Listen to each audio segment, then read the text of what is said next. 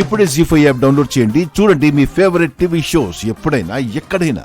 ప్రతి టీచర్స్ డేకి నువ్వు పిల్లలకి పుస్తకాలు పంచిపెడతావు, సరస్వతీదేవికి పూజ చేస్తుంటావు. నీకు చదువంటే బాగా ఇష్టం కాబోలు అనుకునేవాణ్ణి. ఇప్పుడు నీ మాటలు విన్న తర్వాత, గుడి కన్నా బడి గొప్పది అన్న నీ వివరణ విన్న తర్వాత, నీకు చదువంటే కేవలం ఇష్టమే కాదు, చదువే ప్రాణం అని అర్థమైంది. చదువంటే నాకు ప్రాణం అయినా ఇప్పుడు ఈ బళ్ళో పని నాకు చాలా అవసరం సార్.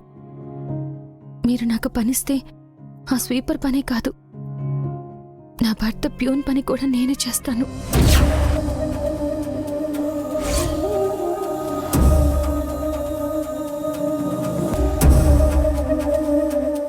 గణపతి పని కూడా నువ్వు చేస్తావా? పరీక్షలకి ఆయన చదువుకోవాలి. ఆయన నేను కోరుకున్నట్టు మాస్టర్ కావాలంటే స్కూల్ టైంలోనే కుదురుతుంది సార్. అందుకే నాకు పని ఇవ్వండి సార్, ప్లీజ్.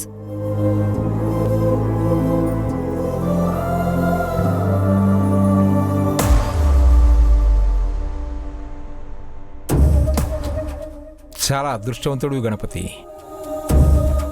ప్యూన్ గణపతిని మాస్టారు గణపతిని చేయాలనే నీ తాపత్రయం, భార్యగా తన బాధ్యతలు కూడా నువ్వే తీసుకుని గణపతిని ముందుండి నడిపించాలనే నీ పట్టుదల నాకు బాగా అర్థమైందమ్మా. నీలాంటి వారికి పనివ్వటం ఈ స్కూలుకే ఎంతో గౌరవం.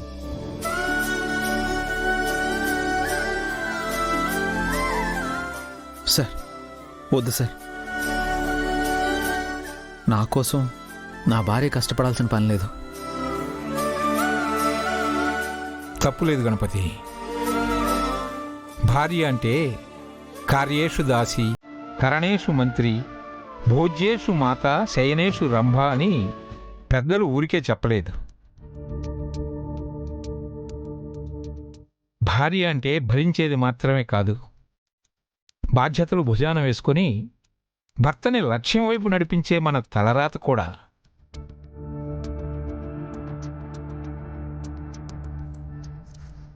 చూసావా, నీకోసం తన స్థాయిని ఎక్కడి నుంచి ఎక్కడికి తగ్గించుకుందో.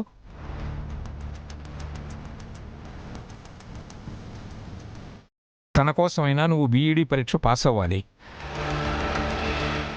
ఇదే స్కూల్లో గణపతి మాస్టారు అనిపించుకోవాలి.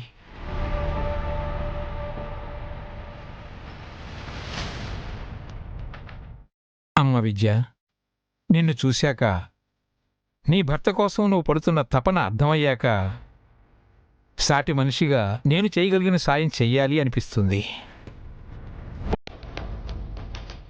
గణపతి, నిన్ను పరీక్షలకి నేను ప్రిపేర్ చేస్తాను.